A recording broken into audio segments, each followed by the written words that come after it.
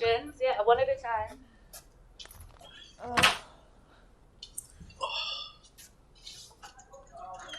Sorry, she was a little early.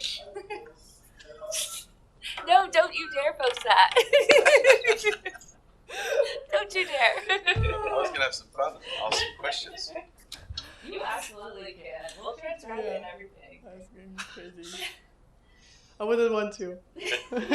In my press Yeah, conference. sorry, somebody else. Alright, Elina, what about being the two-time champion here? Just your thoughts on the performance.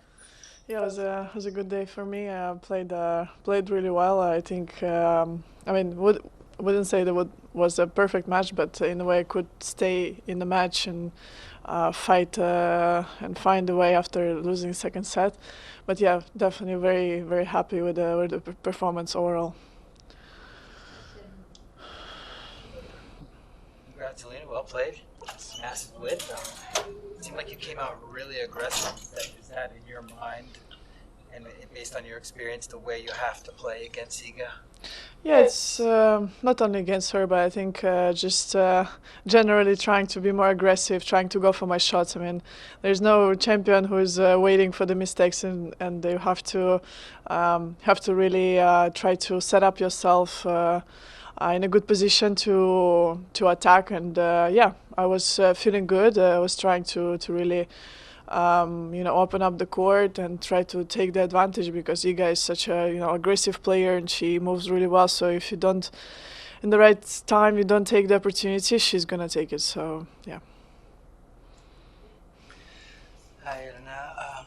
Every day is a different day, of course, but how can you explain your consistency since the beginning of the season? Is there something you changed during the preseason, maybe something? Well, of course, put some work into my game, and worked on a few tactical things, really looked on some statistics on the court that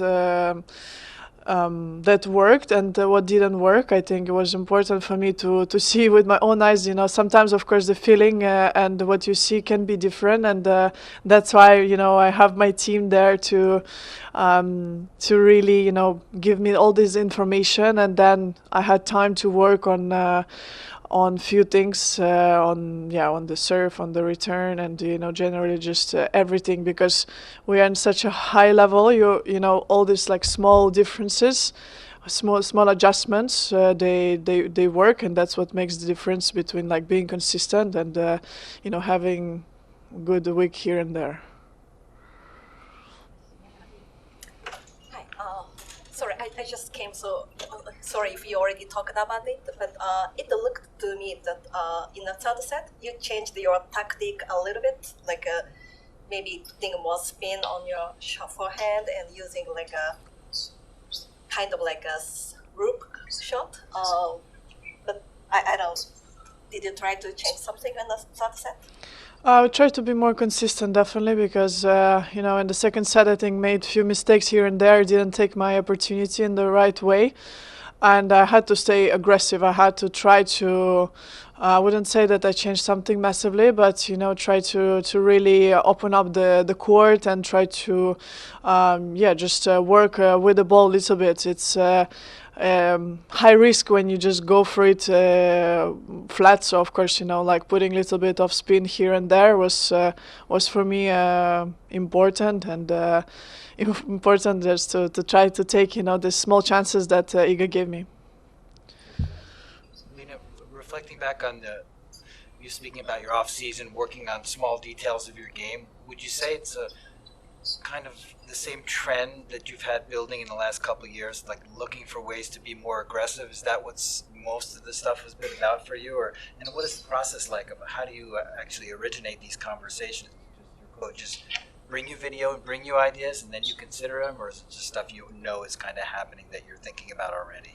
No, my coach is bringing me the videos and the content from my matches, and working also with the statistics team that bringing the content, and then we go together through things that that we see, that is highlighted. And for me, it's important to find the small edges that where I can improve my game, because obviously I'm playing good, but I want to be even more consistent, and I want to win easier also the matches sometimes, it's those small edges that you want to get better at, and it's one of the things that we worked on, and I feel like it's helped me to see a little bit my game a bit different, and just clicked a few things. But I mean, I didn't start the year, I would say, at my very best at the beginning. I mean, I worked my way in, and playing in Auckland, trying to get few matches here and there, because I didn't play for like 3 months since I finished the year in September. So I think it's just came together slowly, and here we have the results. But I want to push more. I want to go for even better. Mentioning the 3 months, maybe you decompress a little bit and feel a little fresher physically. Would you say that's also part of the success you're having? It's 19-3 so far this year. Yeah, definitely. I mean, the time that I took, firstly mentally, made a big difference for me, because I was overwhelmed. I was just tired, drained completely, and also I maybe put too much pressure on myself, but also with everything that I have on my plate is quite a lot as well. So sometimes it's important to take a little bit of time off, and sometimes like I did helped me to really let go everything and start again from zero. I didn't play for 1 month, and I did some physical stuff, some fitness to improve little things, the prevention, and then slowly started to do again the specific work for the court, and then was back on court with my coach and the team. So